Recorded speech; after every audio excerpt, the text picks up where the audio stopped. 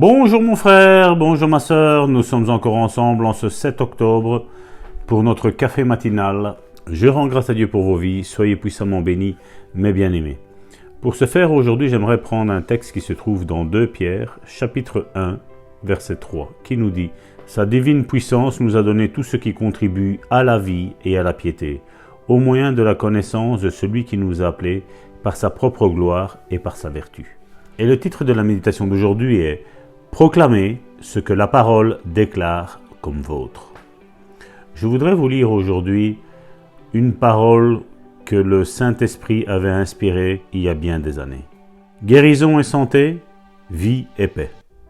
Joie et repos appartiennent tous au sein de Dieu. Défaite et échec, défauts, maladie, infirmité et tout ce qui est pire appartiennent à la race d'Adam à cause de la chute. Mais n'oubliez pas que Jésus est venu tous nous racheter. Réjouissez-vous et soyez heureux. Proclamez ce que dit la parole. Soyez prêts à croire à tout ce que vous avez lu. Et oui, annoncez ce que la parole déclare comme vôtre. Et votre foi créera la réalité de ces choses dans votre cœur, votre vie et vos corps aussi. Donc, pendant que d'autres sont si tristes, vous vous réjouirez et vous pousserez des cris de joie à juste titre. Et oui, vous déborderez de joie, de bonheur, de jubilation, de santé et de guérison. Pendant que d'autres sont accablés de remords et de tristesse, dominés par l'échec, car la lumière a brillé et ils ont éteint la lumière. Mais vous avez ouvert votre cœur en disant « Brille, lumière, répands ton éclat, éclaire mon esprit et je me lèverai et je marcherai dans la lumière de la vie. Car le Seigneur m'a racheté et je remporte la victoire sur tout conflit. » Amen, amen, bien-aimés. Nous avons lu ici une parole de connaissance que le Seigneur, l'Esprit Saint, avait donnée au pasteur Kenneth Hagin, pasteur qui croyait fermement en la guérison, où son ministère a été florissant de guérison, de miracles en tout genre.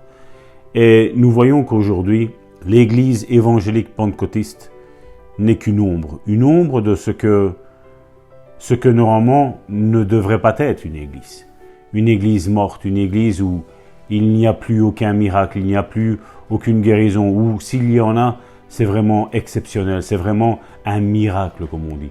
Normalement, nous en tant que chrétiens, en tant que disciples de Jésus-Christ, nous devrions avoir comme pain quotidien le miracle, la guérison, le salut des âmes, la délivrance des âmes.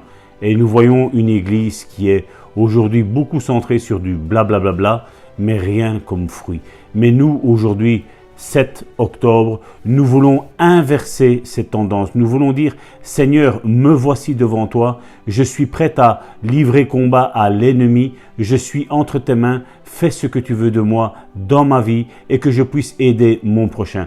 Oui, parce que aider son prochain, c'est vraiment démontrer l'amour du Père que Dieu a déversé dans nos cœurs, qui est en train de crier « Abba Père », mais qui est aussi en train de crier « Vive mes frères ». Vive mes sœurs. Et alors aujourd'hui, en ce 7 octobre, mon frère, ma sœur, je te prie de lever tes mains vers le ciel et de dire Seigneur, déverse en moi ta puissance, déverse en moi ton Esprit Saint et que je puisse aider mon frère et ma sœur qui est dans la désolation, afin que je puisse le consoler, afin que je puisse le relever, afin que je puisse le fortifier, afin que je puisse le délivrer, afin que je puisse le guérir au nom puissant de Jésus. Amen, amen, amen. Et nous voulons faire une bonne déclaration encore aujourd'hui. Dieu m'a donné tout ce qui contribue à la vie et à la piété. C'est pourquoi je veux déclarer que tout cela m'appartient en Jésus-Christ.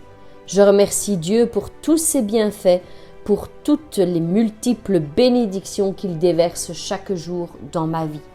Et vous savez, mes bien-aimés, la proclamation de la parole est un élément essentiel dans notre vie que nous devons mettre en pratique tous les jours, tout au long de notre vie. Et c'est un principe important qui nous donnera bon nombre de nos victoires dans nos combats et dans nos difficultés.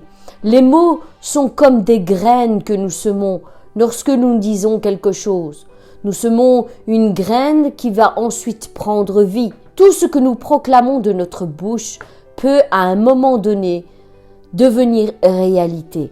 Nous n'en avions peut-être pas conscience avant, mais maintenant Christ est venu nous éclairer et il a dit que la mort et la vie sont au pouvoir de notre langue, de notre bouche. Mais bien aimés, les déclarations que nous faisons tout au long de notre vie sont importantes. Il y a un passage de la parole qui nous relate combien la langue est importante et ce que nous faisons de notre bouche.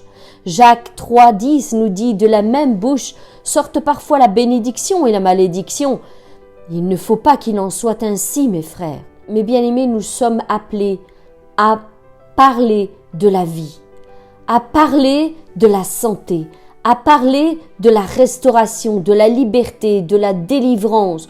Nous sommes appelés à prononcer des paroles de vie, des paroles de bénédiction, que ce soit sur nos vies ou que ce soit sur la vie de nos frères et de nos sœurs. Mais bien-aimés, utilisons notre bouche pour proclamer la vie et nous verrons le fruit de tout cela mûrir à un moment ou l'autre dans notre vie. Je vous encourage donc à rester et à demeurer dans la parole de Dieu, à proclamer chaque jour que la bénédiction est votre partage et vous verrez le fruit petit à petit grandir en vous et devenir réalité.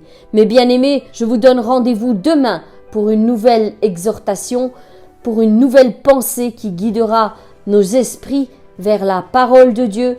Et quant à nous, nous nous retrouvons demain. Soyez bénis!